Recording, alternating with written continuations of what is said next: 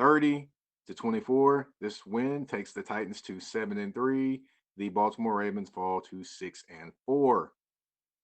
Definitely an interesting game to watch. If you watch the game defensively, the Titans, first half kind of did a few things that you expected them to do. They weren't stopping teams on third down. Baltimore Ravens were completing those. They just weren't completing them at the right time. The first two drives of the game for the Ravens, they didn't score touchdowns. They kicked field goals. The third one, of course, they scored. That was an issue. That's been an issue with the Titans the entire season. And, of course, that was an issue this game. Well, when the Titans needed it in overtime, they finally got that third down stop they needed, which was huge because that allowed them to get the ball back to the offense. The offense matriculated the ball downfield thanks to the connections between Ryan Tannehill and AJ Brown and Corey Davis. And then the 29-yard run by Derrick Henry to finish off the game leads the Titans to the win. A few key plays in the first half actually happened. One key play that happened in the first half. The Titans were down 14-7 with about 2 minutes, 32 seconds left. Of course, the drive was stopped. However, Pernell McPhee got uh, a he got a roughing the passer called against him, allowing the Titans to extend the drive. They ended up kicking the field goal, puts them down 14-10. That difference of 3 points right there, of course, comes in handy when the Titans are up 24-21 in the fourth quarter. Ravens drive down, kick a field goal. Instead of it being a winning field goal, it's a field goal to tie the game. So those 3 points were pretty big difference right there. As far as the offense, I would say, Derrick Henry didn't really get, going. He got going in the fourth quarter. There was a couple instances, like for example, the 3rd and 2, the Titans spread the ball out, spread the defense out, and throw the football. It's 3rd and 2 at the goal line. You give the ball to Derrick Henry. You don't throw the football there. That was an issue for me. But hey, in the end, it still worked out. What's going on, Cortland? And that was an issue for me. Oh, by the way, if you haven't signed up, go ahead and sign up for the Haps TV app. If you want to get all your, your politics, your sports, your art, music, everything, it's all available here at this app with the great journalists around, like guys like Brian Waters. You got Ashley Baker. I mean, you got Danny Thompson. You got Daniel Artest. I mean, the list just goes on and on. A great journalist with providing great info. And those few I mentioned just now, by the way, are sports journalists. But yeah, there's a lot of great journalists available and a lot of great material available. Sign up, check it out, subscribe to somebody, subscribe to the people I just mentioned to you. Trust me, you'll enjoy their work. As far as the Ravens, so what did I think of Derek Roberson? I got a question from Cortland. So what do I think of Derek Roberson? I think he could look good. He could be a solid contributor. I think he's solid. He can be a solid contributor. I thought that going into this year anyway. I just didn't think he got his opportunities once Vic Beasley Jr. got cut. His opportunities came about, and he's being solid as usual, as I thought he would be anyway. Just didn't get the opportunities. As far as the defense, they didn't get any sacks in the regulation, but in overtime they got the first sack of the game. Harold Landry Jr., aka Mr. Consistent, on of the outside linebackers. He definitely made a play. No, it's not Cortland Finnegan that's asked the question. It's Cortland Griffin, Rick. Sorry, that's my guy Rick jumping in with the jokes. I mean, I definitely think that Rick, you have an opportunity to do some great things in comedy as well, man. Not no disrespect in that one, but yeah, just yeah, that's what I'm saying. That's what I'm saying. Rick, I know there's some issues there, but even with that, he still didn't get it. Wasn't going to get his opportunity until you know Big Beasley went down. I mean, Big Beasley was cut, and when that happened, it opened up more playing time for him, time to get him to get on the field actually. So that was a great thing for him in that instance. Uh, as far as the Titans going forward, you know, defensively, they still have some issues. That's just it. They face the Colts again next Sunday. which will be a huge challenge because they're going to the Colts this time. So that'll be a huge challenge. We'll see how that turns out for them. As far as offensively, you saw a few things happen there. I would say this: the great thing that I saw today offensively, Corey Davis, 5 catches. What is it? 5 catches, 113 yards today. Had 7 targets. That's a good thing. AJ Brown, 4 catches, 62 yards, and the monstrous touchdown run. If you didn't see that touchdown run, go to NFL.com, go to Sports Center, go to Twitter. You'll see it there. I actually posted it or retweeted it on my Twitter. The touchdown run. He catches the ball. He he evades 2 tackles, and then he kind of, I guess he gets kind of pushed into the kind of bush pushed into the end zone for the touchdown. Incredible play, more 2 point conversion by Ryan Tannehill, and Titans were up 24-21. That was a huge play in the game. Titans get it done, 30-24. Definitely can be better. They can be better offensively and defensively. Offensively, they started fast with the first drive and then kind of settled a little bit. Then I would say on the defensive side of the ball, they struggled at times and they eventually got it done. Let's see what we thought about. I got a question. Let's see what we thought about. Be a great when they want to be outside there. They have to catch the bunnies. What do you mean there in terms of oh, drops are hurting us bad. AJ and Corey are what we thought they would be. Great when they wouldn't be outside. But they have to catch the bunnies. Yeah, that is true. They did drop some. Well, I will say this: Corey did good today. I wouldn't say Corey dropped very many. They just hit him right in his hands. But I would say that definitely AJ he dropped one, and I was like, okay. But he definitely has got to be a little bit more consistent sometimes. I mean, last week he was non-existent, didn't show up. Corey Davis, obviously, last week going through a few different things. Obviously the passing of his brother. I can understand him not being quite, in tune with the game. Uh, this is a big game, big win for the Titans, and still some confidence in them. Oh, one thing we're not talking about after this game, the kicking game. Usually we're talking about Gaskowski missing a kick or punts, things like that. We definitely are not talking about that because Gaskowski hit both of his kicks. He actually, he hit his kick. I'm sorry, and he basically hit his kicks and his field goals. He did what he needed to do. And the best thing about today, we're not talking about him doing bad things. All right, and Trevor Daniel, we're not talking about him, so that means he did a great job as well. Of course, a few of the punts I would say were a little shallow, but hey, he didn't fumble a snap, he didn't get one blocked, he didn't shank a punt. So hey, you gotta take the small wins there. Said Corey Cortland says Corey gets paid this off season though. We'll see what happens with that. I can't guarantee you that it will be the Titans that pay him this offseason. So we'll see what happens.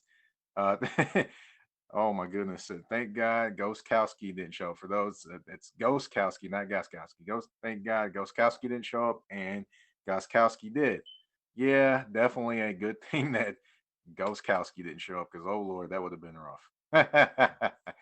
That would have been a rough one. So as far as said Arthur Juan. Oh, I've got a few other comments. Corey Jackson, Arthur Juan Brown. For those that know, that's AJ Brown. His full name is a beast. Hey, he definitely played well and had a good game. He's a little gimpy towards the end with his knee, which that may be something to look at. I think he's still dealing with that bone bruise, deep bone bruise, and plenty of people will say, "Oh, he's this, that, and other. He's a football player." I'm like, hey, I've had deep bone bruise before. And them things don't go away.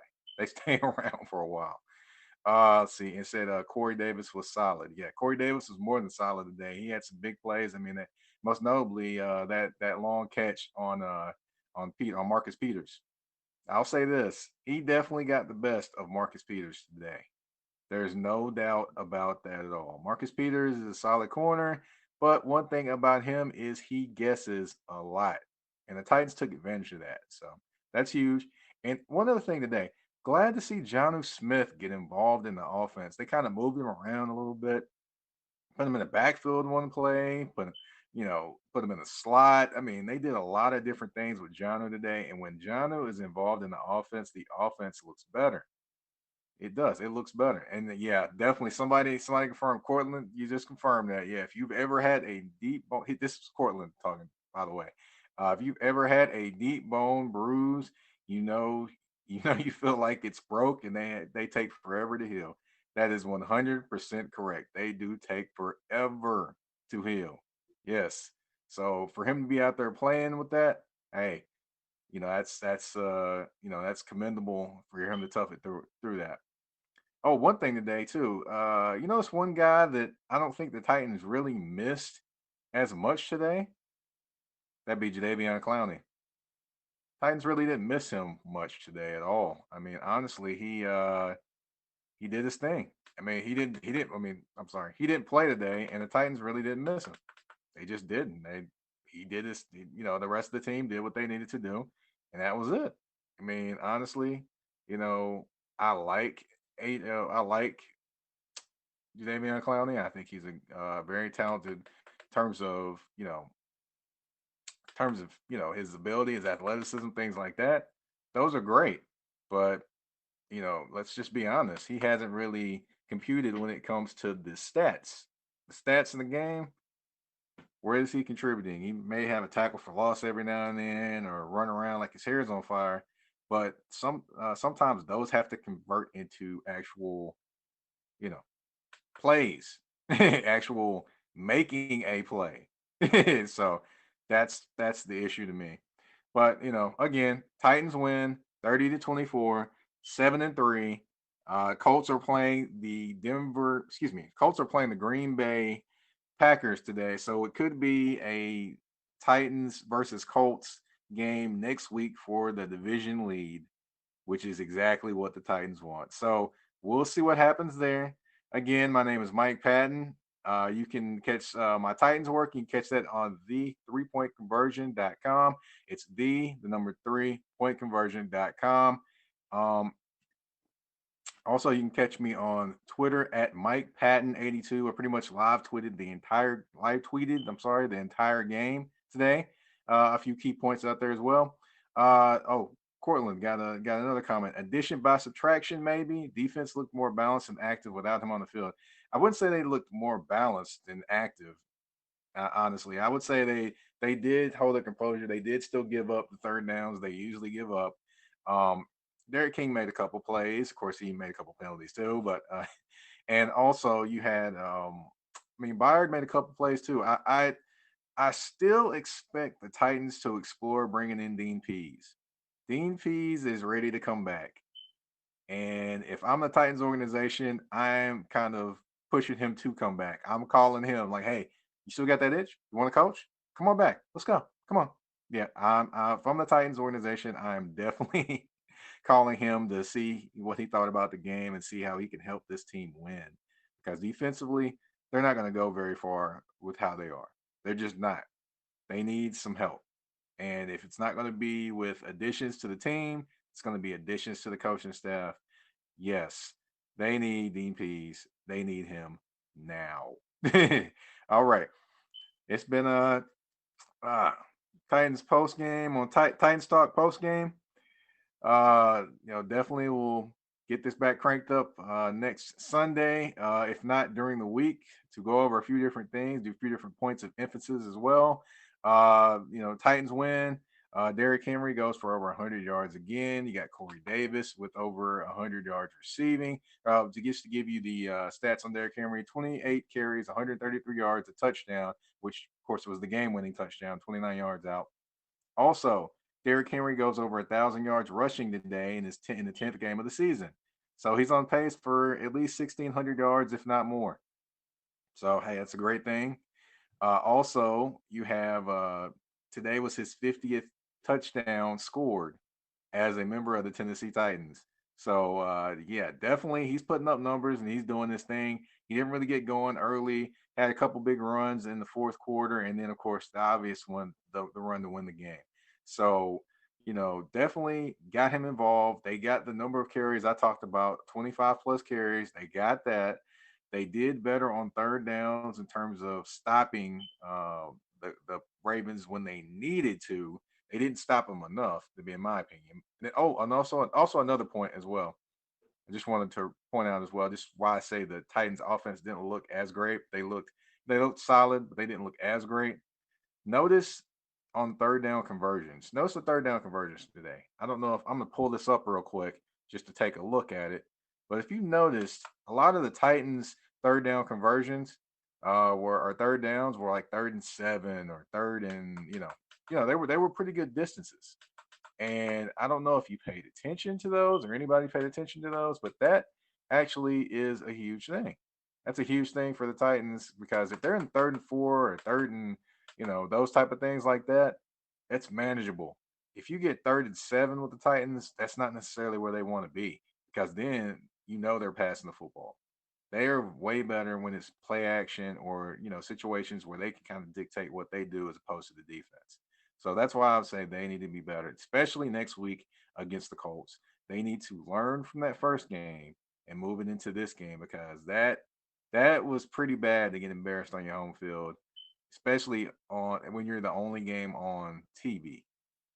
Again, Mike Patton, you can catch my work on at the 3 point conversion.com. In terms of the Titans coverage, it's the number 3 pointconversion.com.